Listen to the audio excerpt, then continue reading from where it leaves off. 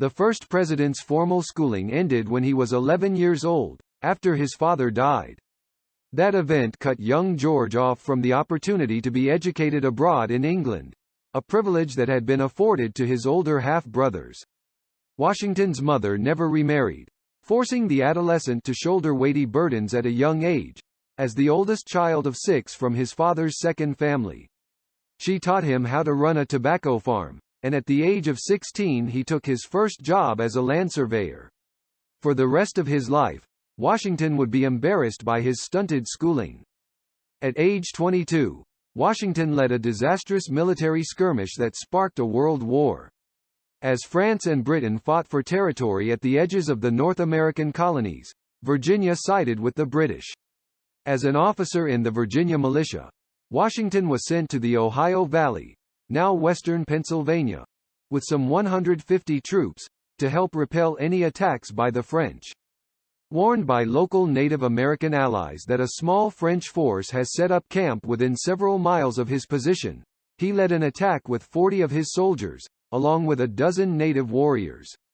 Who fired the first shot remains in dispute, but at the end of the 15-minute skirmish, at least 10 French soldiers and 1 Virginian were dead, including, most notably, a minor French noble, Joseph Coulon de Villiers, Sieur de Jumonville, who the French later said was on a diplomatic mission.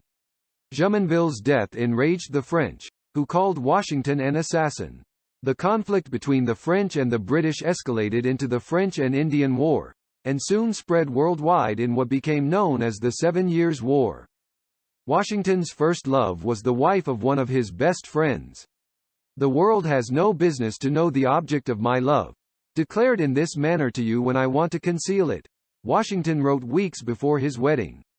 The letter wasn't sent to his fiancée Martha Custis, but to Sally Fairfax, who was married to one of his best friends and patrons, George Fairfax, son of one of Virginia's largest landowners.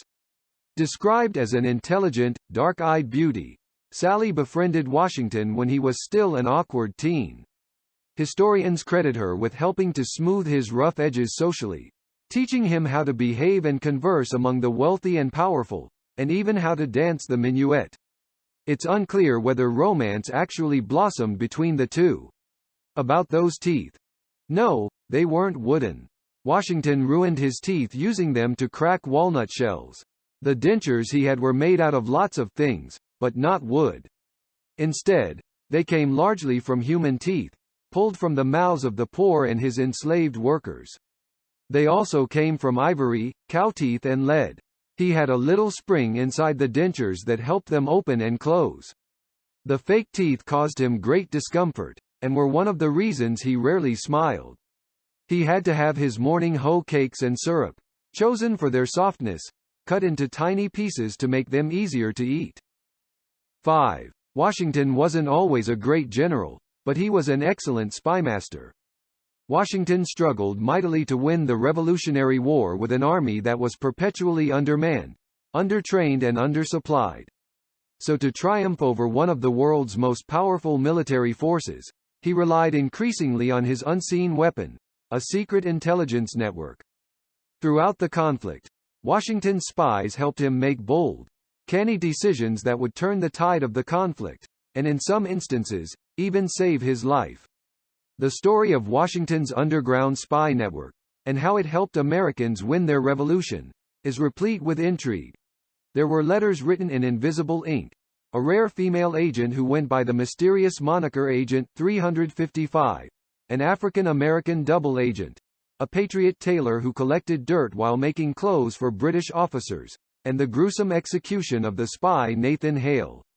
According to the Central Intelligence Agency, General Washington was more deeply involved in intelligence operations than any American general-in-chief until Dwight Eisenhower during World War II. Subscribe to the channel so you don't miss out.